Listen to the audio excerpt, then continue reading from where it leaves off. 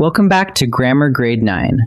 This is Unit 4, Lesson 29, and today we're going to sort sentences by what they do, by their purpose. Some sentences tell us things, and some sentences tell us to do things. Those are two very different jobs, and English has a name for each. Let's dig in. Let's begin with a simple idea. Every sentence has a job, a purpose it's trying to carry out. Some sentences simply make a statement. We call those declarative. Other sentences give a command or make a request. We call those imperative. There are actually 4 kinds of sentences in English, but today we'll focus on just these 2, the 2 you use most often, when you tell someone a fact or tell them to do something. Let's start with the declarative sentence. A declarative sentence makes a statement. It tells the reader something, a fact or an opinion. Here's one. Diet soda is my favorite drink. That sentence simply states an idea and comes to a quiet stop. And notice how it ends, with a period. That's the signature of a declarative sentence. It states something and it closes with a period. Most of the sentences you read and write every day are exactly this kind. Now meet the imperative sentence. An imperative sentence gives a command or makes a request. It tells someone to do something. Listen to this one. Report any safety violation. That's a direct command. It's telling the listener to take an action. But imperatives aren't always firm. They can be polite too. Please pass the wrench. One issues an order, and the other asks a favor. Yet both are imperative, because both are telling someone to act. Whether firm or gentle, an imperative points at an action it wants done. Here's the part that makes imperatives special. Look again. You report the issue right away. Where's the subject? You won't see it written down, but it's absolutely there. The subject of an imperative is an understood you, the person being spoken to. Even though the word you isn't printed, the sentence is aimed straight at the listener. You are the one being addressed. So every command carries a hidden subject. It is always spoken to you. Let's set the 2 side by side, because the same idea can be shaped either way. As a declarative sentence, you should wear eye protection. That version tells the reader a fact. It's a statement, and it ends with a period. Now as an imperative, wear eye protection. That version tells the reader to act. It's a command, spoken to that understood you.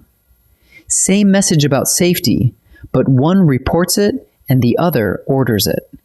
The purpose is what separates them.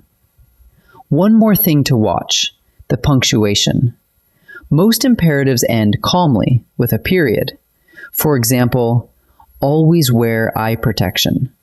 It's a firm instruction, but it ends just like a statement would. When the command is urgent or forceful, though, you can end it with an exclamation point instead. Picture someone shouting a single word, stop. That exclamation point shows strong feeling and real urgency. So the rule of thumb is simple.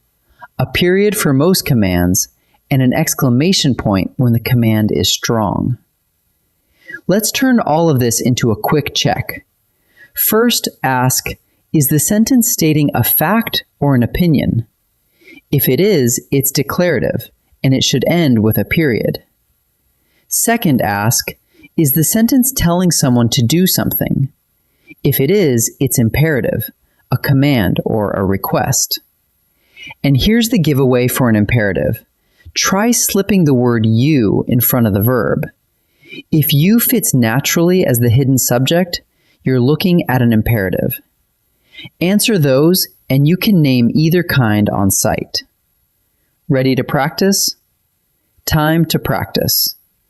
In this first set, I'll show you a sentence, and you decide whether it's declarative, making a statement, or imperative, giving a command or request. Pause the video and try each one before I reveal the answer. Please close the lab door.